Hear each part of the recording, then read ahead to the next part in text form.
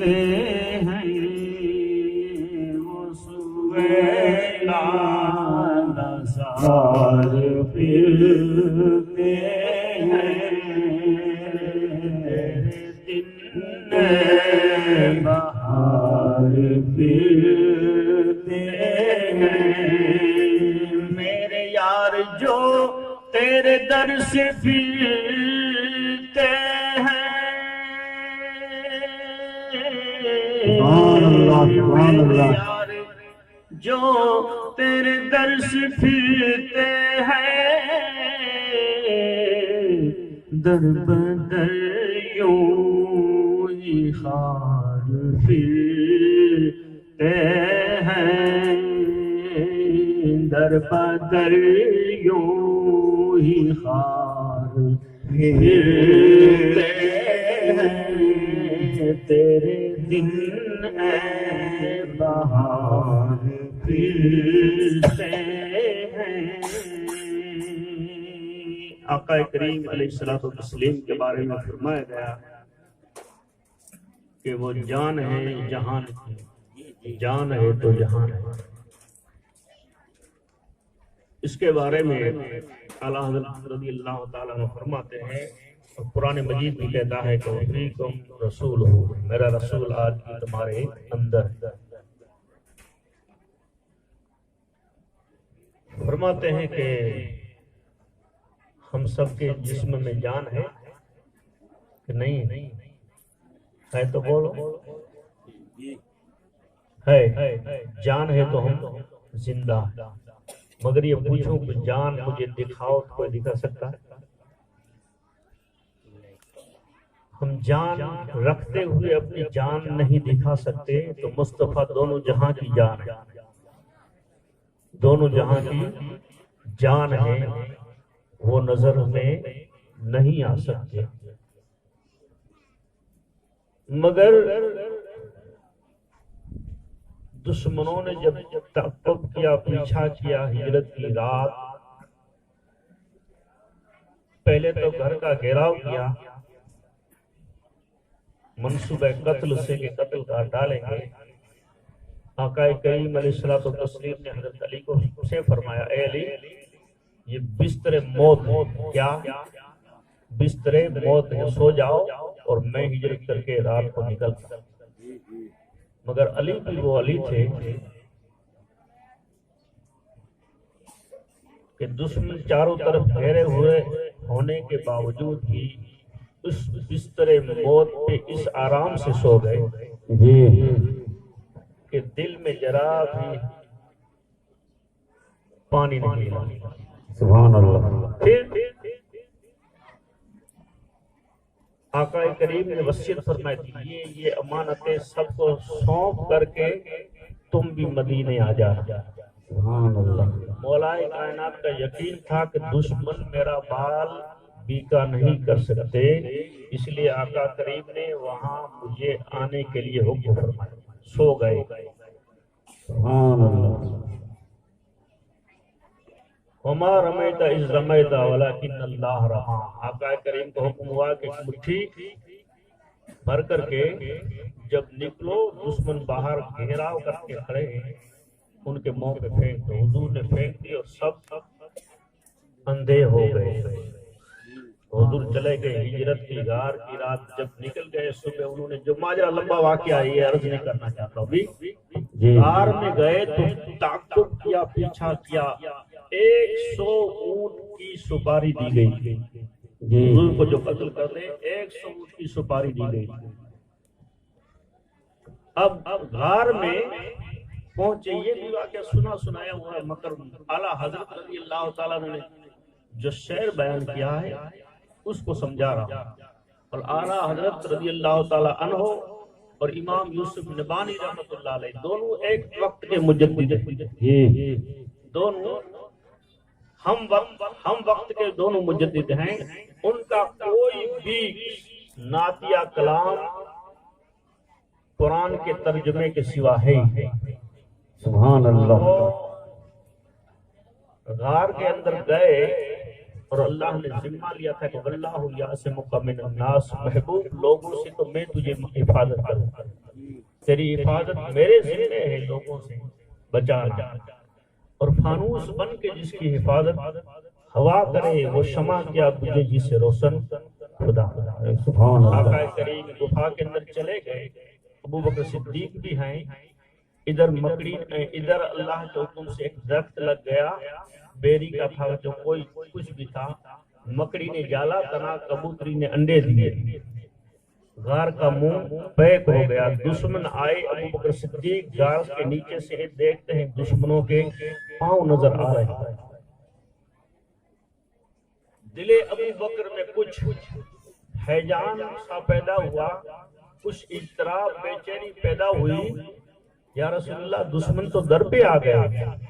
آقا نے کیا جواب دیا، لا تحزن ان اللہ معنا، ابو بکر غم نہ کر، خدا تو ہمارے ساتھ۔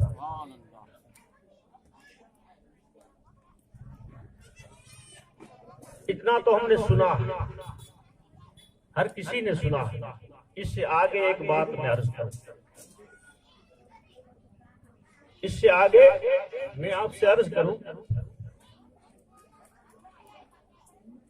خدا نہ خواستہ اگر دشمن گھس بھی جاتے، خدا نہ خواستہ، جی یہ آپ نے بات سنی نہیں ہوگی کہیں، غالباً نہیں سنی، میں عرض کرتا ہوں، کتاب شواہد النبوت کے حوالے سے امام جامی رحمۃ اللہ علیہ، عبد الرحمن جامی،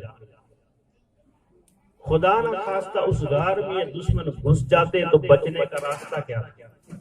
سنا ہے؟ نہیں سنا ہوگا، سنو، آپ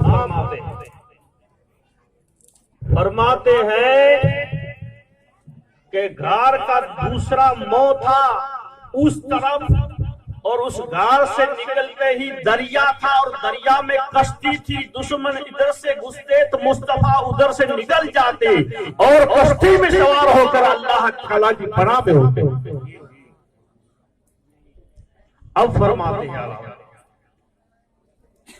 کہ جان ہے وہ جان کیا نظر آئے،